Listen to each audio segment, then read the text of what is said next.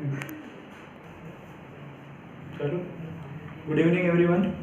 जैसा कि आप जानते हो कि कल अपन ने इसके कुछ क्वेश्चन किए थे 3.3 के, और आज अपन आगे बढ़ने वाले हैं। ठीक है, तो आई होप तुमने वो कल वाले जो क्वेश्चन मैंने इक्वेशन बना के छोड़े थे तुमने किए होंगे उनको। ठीक है, और आपके आंसर भी आए होंगे, कोई प्रॉब्लम नहीं है। ठीक है, अब ये जो क्वेश्चन है मैंने इंग्लिश में उतारा है, हिंदी में नहीं उतारा, क्योंकि हिंदी और इंग्लिश दोनों में उतारता तो पूरा बोर्ड बढ़ जाता है। ठीक है, तो मैं पूरी तरह से इसको हिंदी में समझाता हूँ, थोड़ा बहुत इंग्लिश यूज़ करता हूँ, तो आप तुमको समझ में आ जाएगा, कोई प्रॉब्लम नहीं है। ठीक है, अब इस क्वेश्चन को समझते हैं अपन, है ना।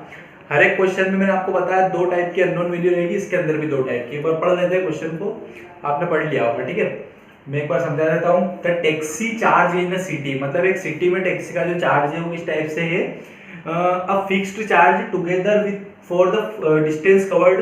ठीक है, मतलब 2 टाइप के चार्ज है, एक चार्ज है फिक्स और एक पर किलोमीटर। डिस्टेंस कवर्ड करते हैं उस टाइप से चार्ज है, मतलब जितने किलोमीटर आप डिस्टेंस कवर करोगे उस हिसाब से आपको एक चार्ज पे करना होगा। ठीक है, for the distance of 10 kilometre, है ना। 2 टाइप के चार्ज समझना इंपॉर्टेंट है। एक तो फिक्स है, फिक्स वो चार्ज है, मतलब आप जाके टैक्सी में बैठ गए, मतलब आपको इतना तो पे करना ही है।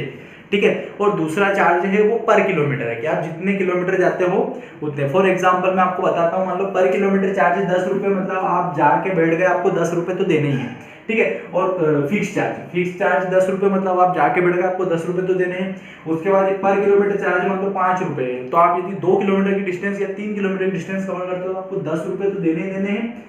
इंटू 3 किलोमीटर जा रहा है, मतलब इसमें 3 से मल्टीप्लाई कर देंगे तो 15 ही है, मतलब टोटल आपका किराया कितना हो जाएगा, 25 रुपये। ठीक है, उसके अंदर एक फिक्स चार्ज और एक पर किलोमीटर चार्ज, इस टाइप से होते हैं। ठीक है, तो ये फिक्स चार्ज और पर किलोमीटर चार्ज दोनों तो मैंने मन से लिया था, तो मन से मैं कुछ नहीं ले सकता हूँ। ठीक है, मन से मैं 100 रुपये लूंगा, तो वही ले लेते हैं अपन।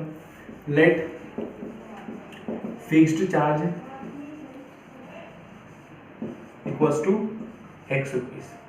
फिक्स्ड चार्ज मतलब नियत किराया, हिंदी में क्या लिखेंगे इसको, नियत किराया। ठीक है, और पर kilometre charge equals to y rupees, मतलब प्रत्येक किलोमीटर किराया। ठीक है, नियत किराया और प्रत्येक किलोमीटर किराया। अब नियत किराया का मतलब मैंने आपको समझाया कि आप टैक्सी में जाके आप यदि वो डिस्टेंस 10 किलोमीटर कवर कर रहा है, ठीक है, और 105 रुपये दे रहा है, मतलब टैक्सी में तो बैठा है, मतलब उसको 100 रुपये तो देना ही है। ठीक है, according to question first condition में 100 रुपये तो देना ही है। अब कितने किलोमीटर डिस्टेंस कवर कर रहा है, वो 10 किलोमीटर। मैंने बताया पर किलोमीटर चार्ज y रुपये, तो 10 किलोमीटर के 10y। ठीक है, और ये दोनों मिलके उसने कितने रुपए पे करे, charge paid 105, equation number first. ठीक है, सिमिलरली सेकंड कंडीशन बताया, and for journey 15 kilometre, 15 kilometre जा रहा है, तो जा रहा है मतलब टैक्सी में तो बैठ रहा है, 100 रुपये तो देने ही है। 15 किलोमीटर जा रहा है मतलब 15y। ठीक है, इस कंडीशन में उसने द चार्ज पेड 155। ठीक है, इतने रुपए दिया, ये दोनों इक्वेशन बनी। इक्वेशन बनाने के बाद मेरा काम खत्म, आपका काम शुरू हो जाता है। ठीक है, इसके बाद आपको सोल्व करना है, x और y की वैल्यू जो रहेगी वो वैल्यू आपकी फिक्स चार्ज पर किलोमीटर चार्ज है।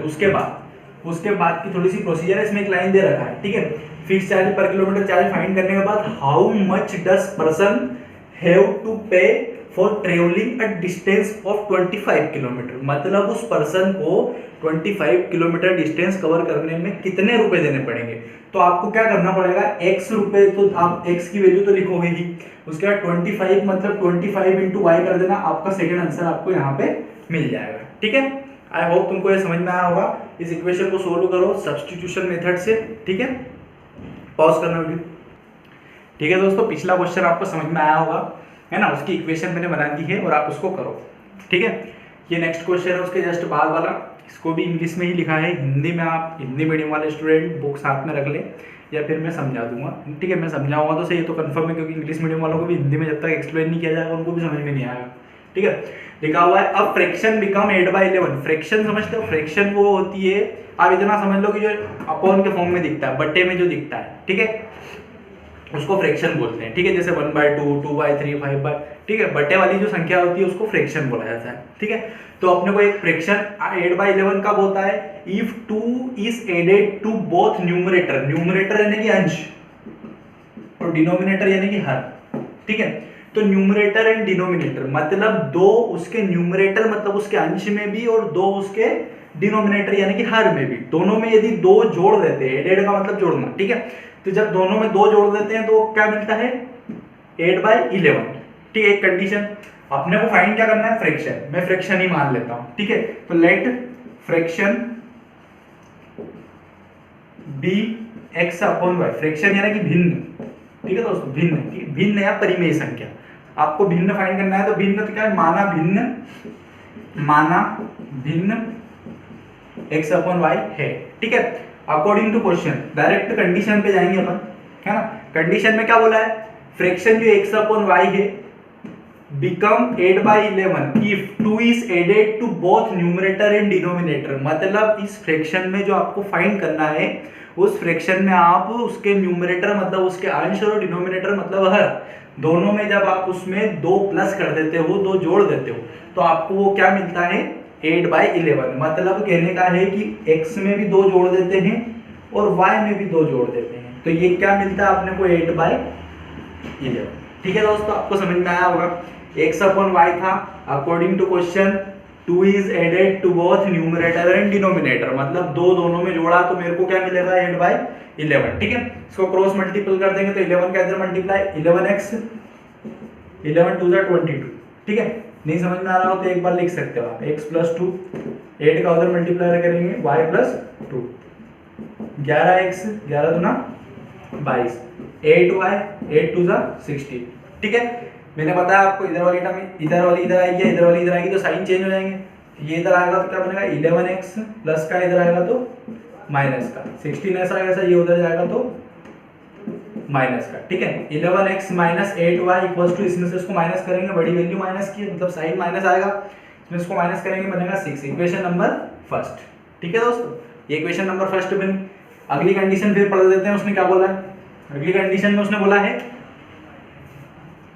इफ 3 एडेड ऑफ बोथ, अभी क्या बोला था उसने 2 added of both, 2 added to both और 3 एडेड टू बोथ, मतलब पहले उसने 2 जोड़ा तो उसको 8/11 मिला, यदि वह 3 जोड़ दे तो उसको क्या मिलेगा, न्यूमरेटर एंड डिनोमिनेटर दोनों में 3 जोड़ दे तो उसको मिलेगा 5/6। अभी अपन ने दोनों में 2 जोड़ा था तो मेरे को 8/11 मिला था, अब मैं 3 जोड़ूंगा तो मेरे को क्या मिलेगा 5/6, ठीक है। वही करना है अपने को। अगेन अकॉर्डिंग टू क्वेश्चन, पुनः प्रश्नानुसार, ठीक है, पुनः प्रश्नानुसार या अगेन अकॉर्डिंग टू क्वेश्चन, ठीक है। अब दोनों में 3 जोड़ने का बोल रहा है तो दोनों में 3 जोड़ देते हैं, ये 3 जोड़ दिया, उसने क्या बोला क्या मिलने वाला है 5/6, ठीक है। इसका इधर मल्टीप्लाई कर देंगे, इसका उधर मल्टीप्लाई कर देंगे, ठीक है। इसका इसमें मल्टीप्लाई 6x 18 5y 15, ठीक है। 6x इधर प्लस का इधर ही रहने दो, 5y इधर लाएंगे तो माइनस का आ जाएगा, 6x minus 5y equals to 15 ऐसा करता है, ये प्लस का उधर जाएगा तो माइनस, ठीक है। 6x minus 5y equals to -3, equation number 2, ठीक है। मेरा काम फिर खत्म हो गया, दोनों इक्वेशन बना दी, आपको सब्स्टिट्यूशन मेथड अप्लाई करना है और आपको सोल्व करना है, ठीक है। इसका भी आंसर मिलेगा और आंसर जो मिलेगा वो फाइनल आंसर नहीं रहेगा, x और y की वैल्यू आपको यहाँ पुट करना है, ठीक है। फॉर एग्जांपल यदि x की वैल्यू आपको 3 मिलती है और y की वैल्यू 5 मिलती है, ठीक है, तो 3/5 इसका आंसर रहेगा, ठीक है दोस्तों। आप पॉज करके अच्छे से देखो, समझो, डाउट आता है तो कमेंट सेक्शन में लिखो, ठीक है, पॉज करना, ठीक है दोस्तों। अब इस एक्सरसाइज का एक क्वेश्चन बचा हुआ है और वो जेकब की आयु है ना, ये जो जेकब और नूरी वाला मतलब जेकब वाला क्वेश्चन है, ठीक है। तो वो क्वेश्चन थोड़ा सा इंपॉर्टेंट बनता है, इसलिए उस क्वेश्चन को पूरा समझाने वाला हूँ, ठीक है।